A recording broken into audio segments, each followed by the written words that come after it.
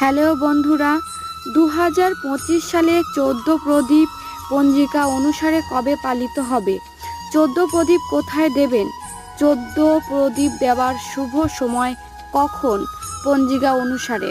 আসুন জেনে নেব। 14 প্রদীপ সাধারণত জ্বালানো হয় আমাদের পূর্বপুরুষদের উদ্দেশ্যে, তাদেরকে শ্রদ্ধা জানাতে। লৌকিক ধারণা অনুসারে 14 প্রদীপ জ্বালানোর ফলে পূর্বপুরুষদের আশীর্বাদ লাভ হয় এবং মনে করা হয় এই দিন পূর্বপুরুষরা পৃথিবীতে আসেন তাদের আত্মীয় পরিজনদের দেখতে। 2025 সালে 14 প্রদীপ পঞ্জিকা অনুসারে পালিত হবে 1 কার্তিক 19 অক্টোবর রবিবার দিন। 14 প্রদীপ দেবেন বাড়ির ঠাকুর ঘরে একটি, বাড়ির 10 দিকে 10টি, ঘরের প্রবেশদ্বারে দুদিকে 2টি, রান্নাঘরে একটি। 14 প্রদীপ জ্বালানোর শুভ সময় রবিবার সন্ধ্যা 5টা 6 থেকে 6টা 42-এর মধ্যে।